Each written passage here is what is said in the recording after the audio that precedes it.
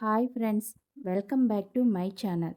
ఈరోజు రెసిపీ వచ్చి స్పైసీ అరటికాయ ఫ్రై. అదేంటా అనుకుంటున్నారా? బియ్యం పిండి అలాగే ఉప్మా రవ్వతో చేస్తాం. కరకరలాడుతూ భలే బాగుంటుందండి.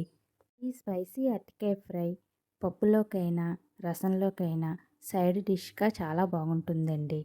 పిల్లలు చాలా ఇష్టంగా తింటారు. ఈ రెసిపీ కనుక మీకు నచ్చితే ఒక లైక్ చేయండి. ఎందుకు ఆలస్యం, రెసిపీలోకి వెళ్దాం. ఈ అరటికాయ ఫ్రైకి ముందుగా 2 అరటికాయలను తీసుకోవాలి. ముందుగా ఈ అరటికాయలపై ఉన్న తొక్కను చాకుతో తీసుకోవాలి.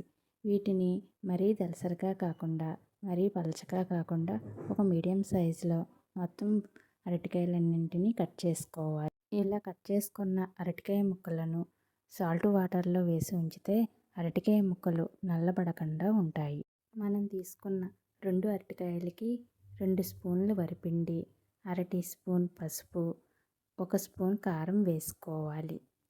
అరటికాయ ఫ్రై కొంచెం స్పైసీగా ఉండటానికి చిన్న అల్లం ముక్క, 3-4-5 పచ్చిమిరపకాయలను మిక్సీ పట్టుకోవాలి. ఇప్పుడు దీన్ని కూడా ఇందులో వేసుకోవాలి. టేస్ట్కి సరిపడా సాల్ట్ వేసుకొని కొంచెం వాటర్ వేసుకొని కలుపుకోవాలి.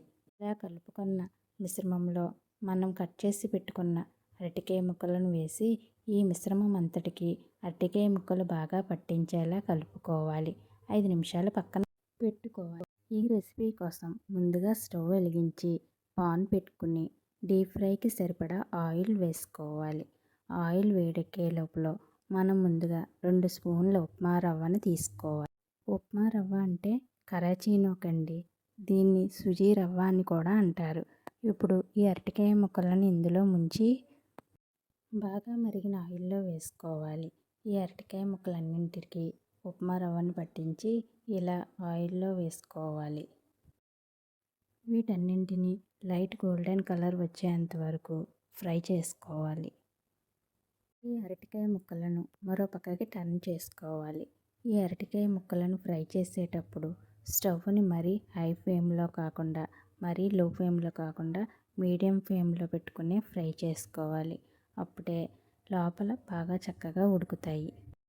చూడండి, ఈ కలర్ వస్తే సరిపోతుంది. ఇప్పుడు వీటన్నింటినీ ఒక ప్లేట్లోకి తీసుకోవాలి. అలాగే మిగతా వాటిని కూడా ఆయిల్లో వేసుకొని లైట్ గోల్డెన్ కలర్ వచ్చేంత వరకు ఫ్రై చేసుకోవాలి. అంతేనండి, చాలా సింపుల్గా ఈజీగా స్పైసీగా అరటికాయ వేపుని తయారు చేసుకోవచ్చు. టేస్ట్ అయితే చాలా బాగుంటుందండి. వేడివేడి అన్నంలో, పప్పులో కానీ రసంలో కానీ దీన్ని నంచుకుని తింటే ఉంటుందండి. చాలా టేస్ట్గా ఉంటుందండి. పిల్లలైతే ఉత్తి నోటితోనే తినేస్తారు. ఈ వీడియో కనుక మీకు నచ్చితే లైక్ చేయండి, సబ్స్క్రైబ్ చేయండి. Thank you for watching.